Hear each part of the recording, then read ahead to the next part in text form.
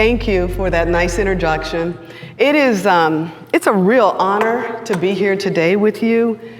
I'll be honest and tell you, I live in Seattle, so getting back and forth from Austin to Seattle is not easy.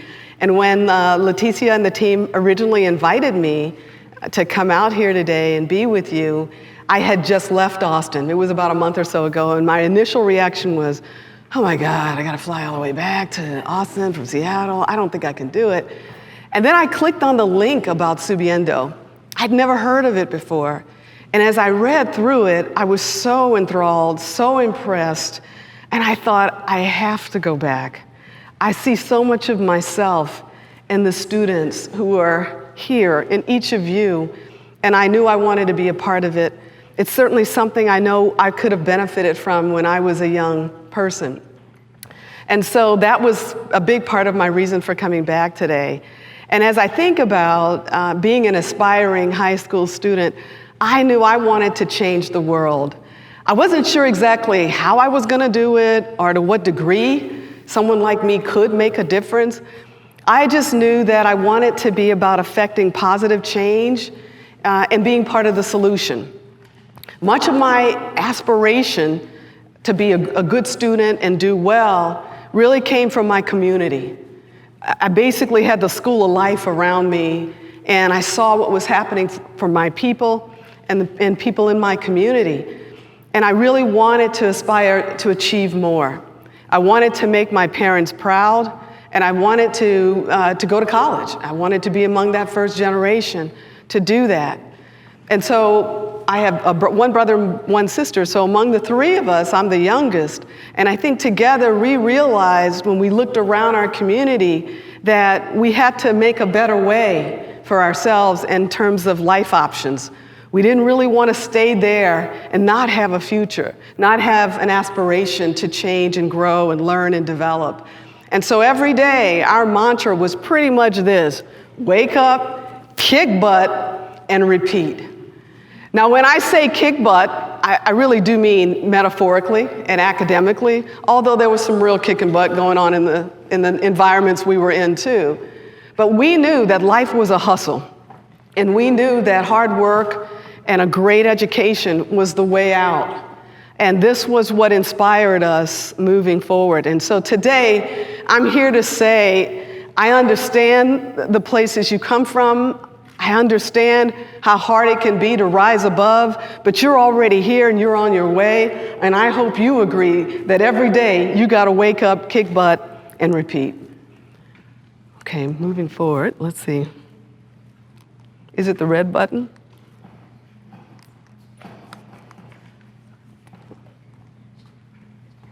Was it this one? Yeah, that one should be it. Just go that way? Yeah. Okay, we'll do the old-fashioned. Maybe it's stuck. Maybe it's frozen. Okay.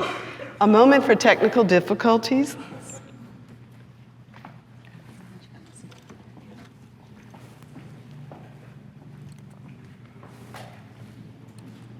There we go. All right. So, that's me, 8 years old. We all had that look. Bangs, ponytail, that was the thing. So I was born and raised in Lafayette, Louisiana. Woohoo, Lafayette? You're kidding me. No, I'm from Lafayette and Burbridge. Okay, well, way to go, girl, home girl in the audience. Lafayette, for those who don't know, is mostly central Louisiana. It's about 2.5 hours from north of New Orleans. It is heavy Creole Cajun traditions. People are very connected to their communities in their land. And then anybody know what Jim Crow segregation is? What Jim Crow? Just shout it out. Jim Crow laws were like laws that would separate like people who were white and black. That's right. So Jim Crow laws were local and state laws in former Confederate states, where after Reconstruction, these laws were put in place to effectively separate or segregate, as she said, black people and white people. And usually this meant all public facilities were segregated. So I grew up in that environment. I grew up with this filter of a black and white world.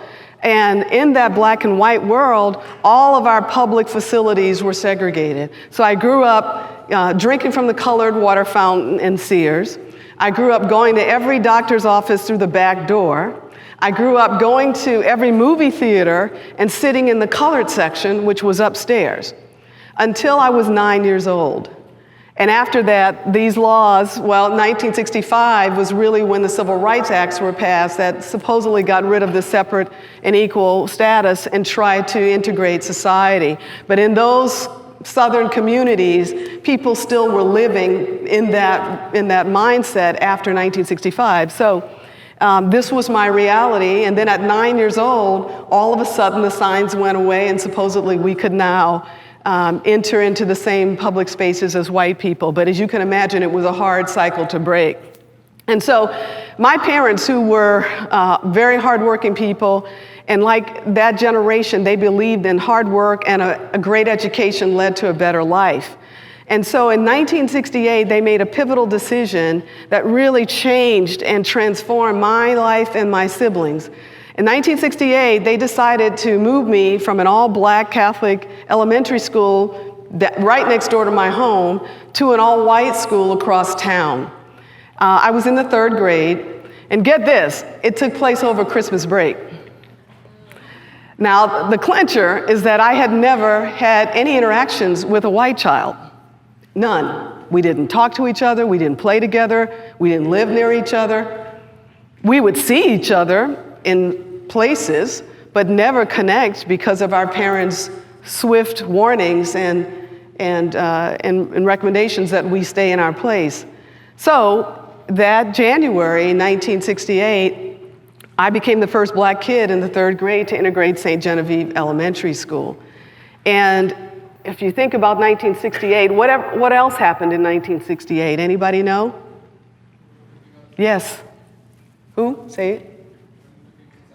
King was assassinated. So this was January. I go into this school. Many unhappy white families that this black kid is now coming and changing their world. And then 4 months later, King dies. So I knew they were very challenging and turbulent times, but I also knew that my parents' decision was the right decision to help me prepare for the world ahead. So it was a pivotal one. Let's see if I can get this. All right. I think I got it. Yeah. But first, of course, I had to figure out my sense of purpose. Thinking about what is it that I really want to do with my life, both personally and professionally, right? I had to think about the road to getting this education. I was lucky to have parents who made sacrifices so that my siblings and I could go to, from that elementary school, I went on to the Girls Academy in my city and really received a great education. But again, a lot of sacrifices to do that. But I think the notion was, finding that sense of purpose was important to me because I knew if I did that, it would fuel my passion, my sense of motivation, and my resilience to get the job done because I knew it wasn't going to be easy.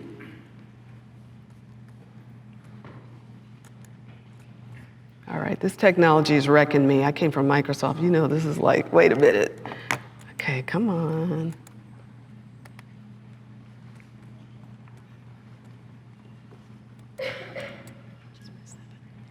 Yeah, okay. All right. So when it comes to finding sense of purpose, I also wanted not just a sense of purpose, I wanted to do meaningful work in the world, right? We all want to do that. And for me, I already knew that I wanted to work on issues of social justice and equity.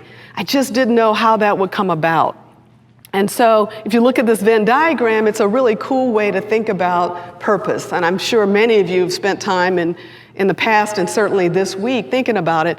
But it's this notion of figuring out what is it that you love to do. By the way, you're pretty good at it. The world really needs it. And hey, guess what? You get paid for it, right? That's the sweet deal. But thinking about that can also take a while. It can take a lot of time. So as I began my educational journey, I decided to focus on a career in law. In high school, I was a debater. I did cross-examination debate. I made it to the nationals. My brother and I actually were a terrific debating partner. He was 2 years older, so he taught me a lot. And so my parents thought I loved to argue the point a lot. So naturally, they felt going to law school was a good idea. But I was also interested in social justice, so I really wanted to think about public policy. So I chose to get a degree in political science from the University of Louisiana, which is in my hometown.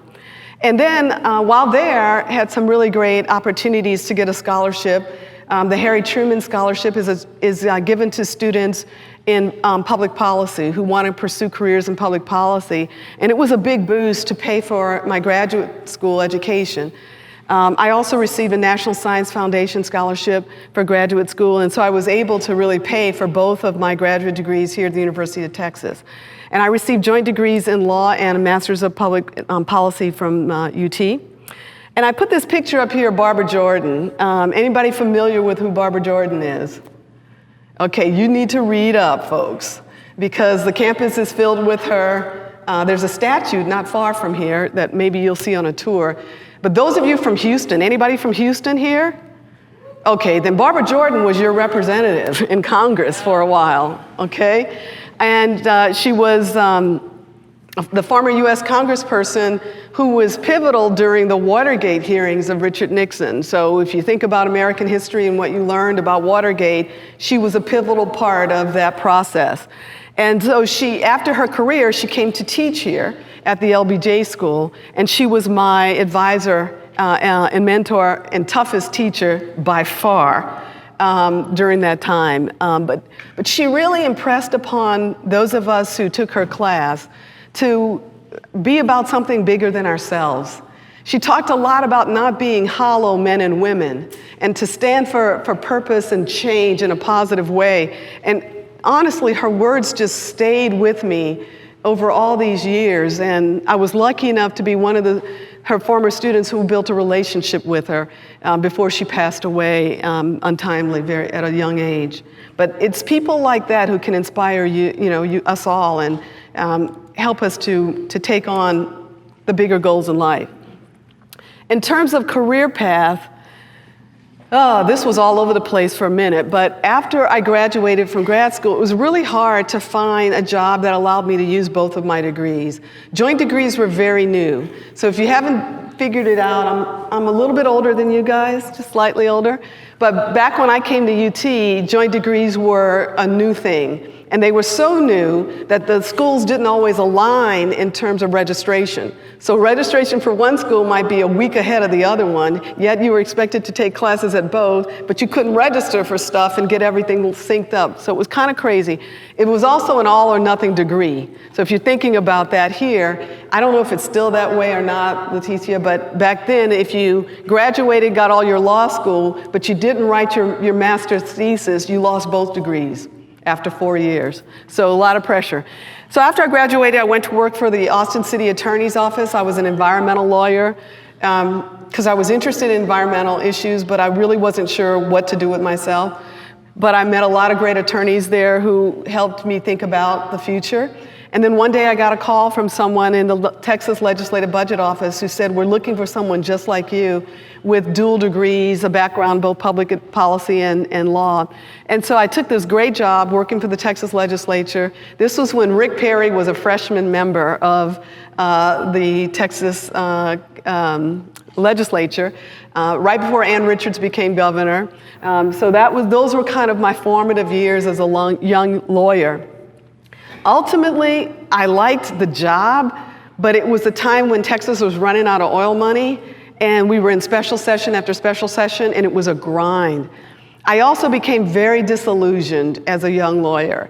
I found that some of the issues we were working on to drive social change in Texas were being undermined by policy and political deals in the back room in the 11th hour under the table.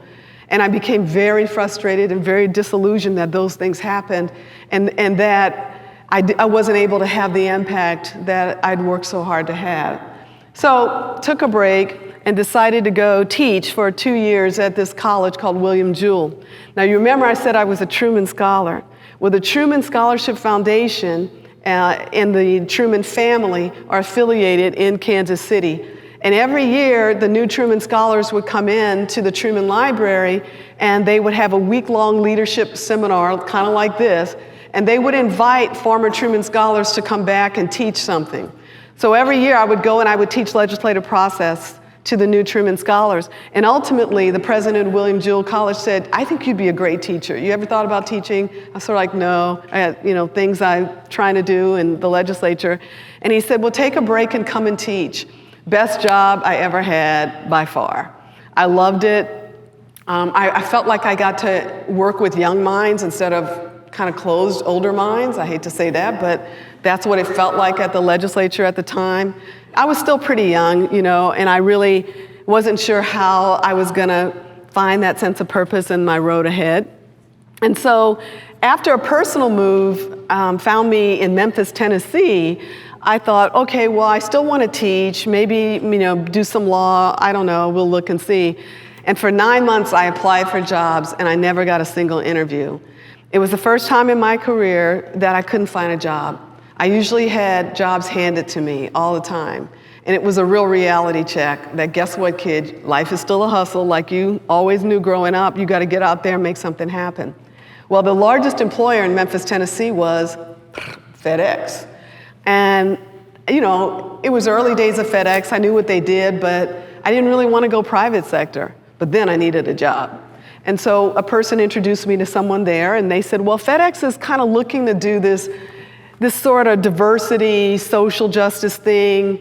They're looking for a lawyer, so maybe you ought to try for that. So I was like, sure, I'll try it. I got hired, and I will never forget going into the FedEx cafeteria one day. It was my first experience in corporate America. And in the lunchroom, all the black people were sitting over here, all the white people were over here. Anybody else that they didn't really know what to do with was somewhere in the middle. And I remember thinking, this is not cool. There's a problem. And so the work that the diversity team was doing was about changing that inside corporate America and helping FedEx create policies and hiring practices that brought more diverse people in so that they could innovate for this company, that they could reach new markets that culturally they didn't reflect or understand. And I found that hugely powerful, and that began my new career. Ultimately, I got hired away and went to Nike, which was a dream job for me as the U.S. Director of Global Diversity for Nike. I was a runner, and that was runner's nirvana, except I had to move to Oregon.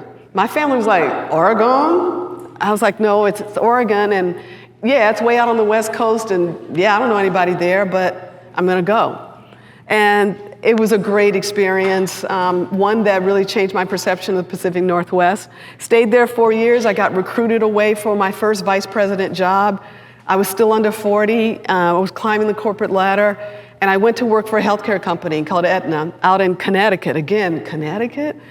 But I thought, I was so ambitious that I thought, you have to take risks, you have to do trade-offs, you make smart decisions, you research a lot of places. Some jobs I said no to, but others I wanted to grow. And Aetna was really probably my biggest professional growth job. I was vice president of global diversity and inclusion there for 5 years. Then I got recruited to Campbell Soup. This was an interesting move because it was the first time I chose to live where I had a relative. My only sister lived there. She'd had the first child in our family, and she and her husband needed a lot of help. I wasn't interested in a soup company, but it allowed me to get close to her, and we could, bring our lives together again, which was awesome. And then ultimately, I got recruited by Microsoft. That was basically my desire to return to the Pacific Northwest, which I love, and also to work for a big, large global company and to build my skill on a global platform. And so that's what I chose to do. And I recently retired, yay, about a year and a half ago. Oops, I keep messing up. There we go. Okay. And so as I think about this sense of purpose and you saw that whole career journey, it was a lot of fits and starts and things that I never knew would come together for me. And life is like that. I am a planner. I am a person who has a plan. Any planners in the room? Where you think you got your plan going and you're ready to go, right? Be ready for disruption. Be ready to know that the plan isn't always in your control. and know that a lot of times you're going to have to make some big changes. But after a while, I found that meaningful work for me sometimes meant more than the money or the benefits. It was what impact I could have, and I think many of you may find yourselves in that situation. I needed to make sense of what I did because, again, it fueled my motivation to stick with it, because working in the corporate sector is a very difficult environment, especially the tech sector, probably one of the hardest places I've ever worked. And so being able to believe in yourself, to not doubt yourself is huge. You know, for so many of us, doubt plays a big part of whether or not we think we can do things. And yet I'd seen doubt can can thwart more dreams than failure. So really being able to build your confidence is huge. And don't be afraid to make a change. I tell you what, telling my parents that I no longer was going to practice law was probably one of the hardest things that I ever had to do, because that law degree I got was really for them. It was a law degree that my whole family was proud of, and it was a hard thing to tell them. But ultimately they saw that my new career suited me better. This is a great quote because it really epitomizes everything that was going on with me. It says, every time I thought I was being rejected from something good, I was actually being redirected to something better.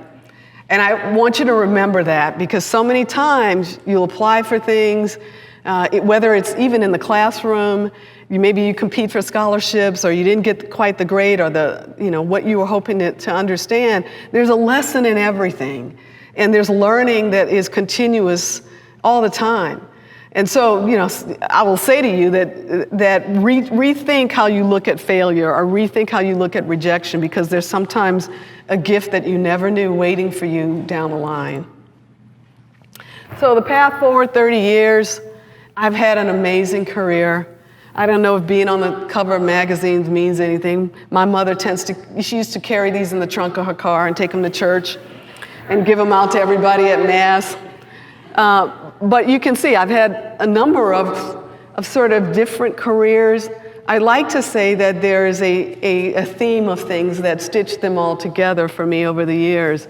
But it's been a phenomenal thing.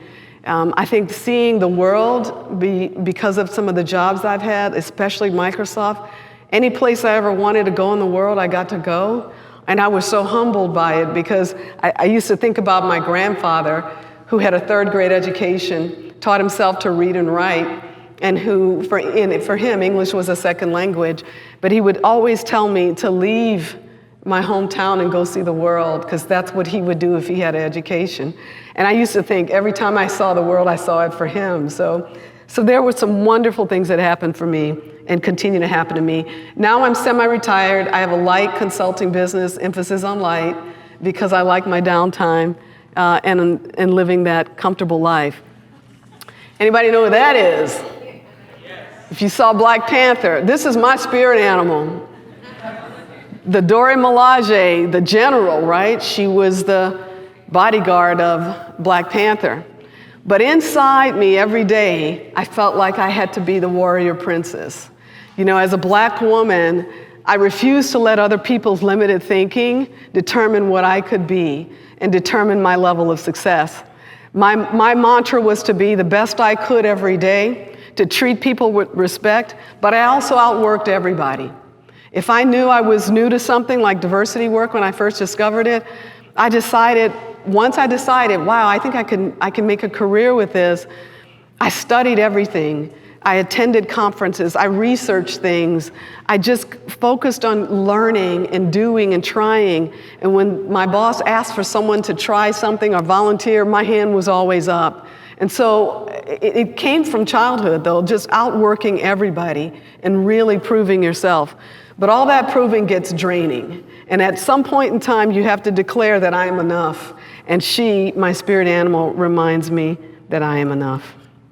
In terms of building skills, I share a few with you that I think are essential. Almost doesn't matter what you do in life, but never stop learning. We used to define in corporate culture, sometimes you have the learners and the knowers. And if you work around a lot of knowers, it's a difficult experience. They don't feel there's anything that you can teach them or that they can learn from anybody else.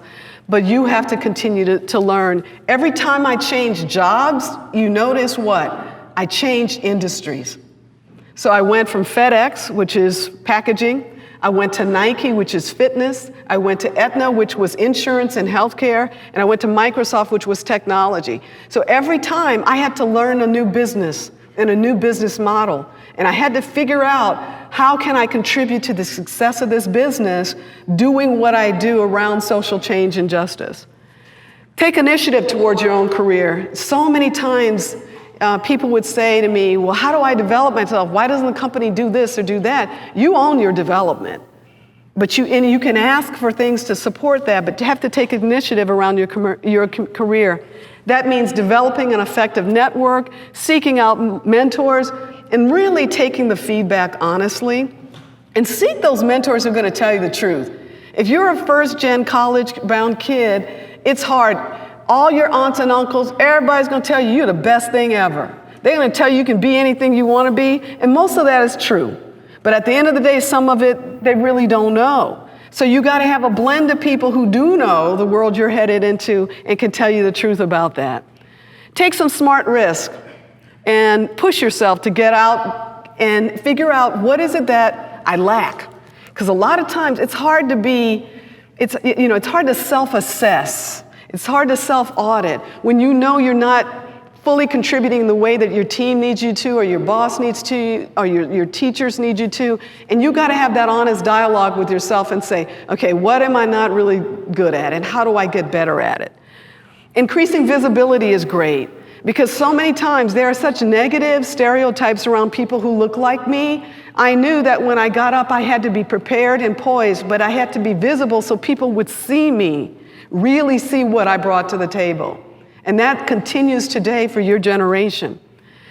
At the same time, be humble. My mom used to say, look, you're no better than anybody and nobody's better than you. So you're not superior to people and they're not superior to you.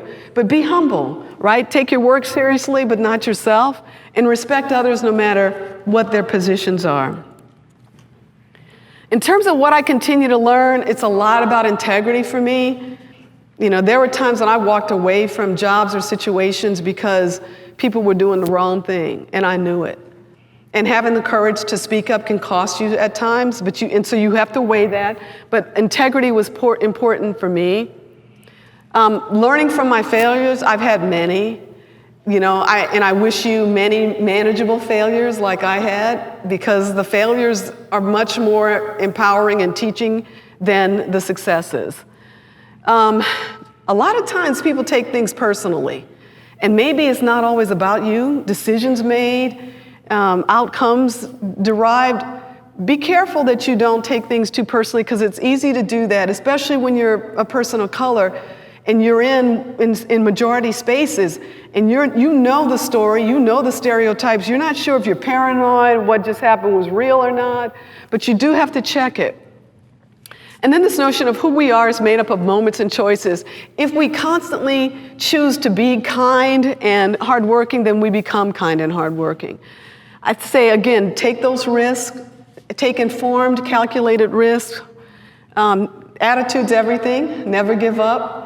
I think my mom used to tell me that all the time. You can't control things that aren't yours, but you can control how you react to them and the effect that they have on you. It's so true.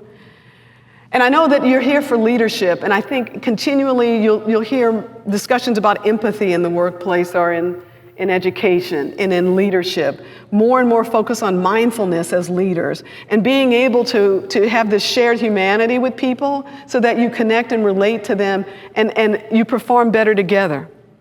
I always tried to hire the smartest people I could. I thought talent and passion was a good combination. Try to be a role model whenever I can. Again, I love humor. I love to have fun. I work really, really hard, and so I try to play hard too.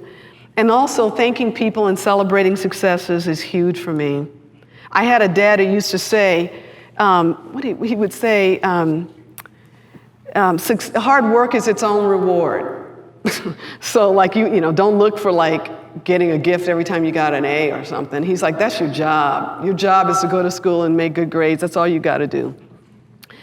Great quote here. This one really speaks to me personally, so I thought I would share it. Despite what you think you know, sometimes your plans may be interrupted because you were designed for a purpose. You are on a mission to achieve greatness. And no matter what those obstacles are that lie in your path, you will reach your destination. Remember, God's grace is sufficient. And I think for you guys, being here right now is a big part of your true purpose. As young leaders, seeking out ways you can grow and develop, that is powerful. And I'm so thankful that the Macomb School is offering programs like this, and 10 years is amazing. So really take full advantage.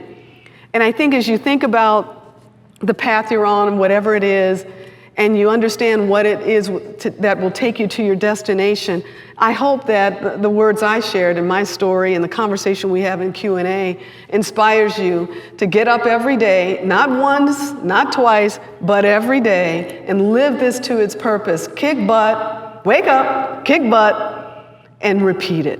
So thank you for your time.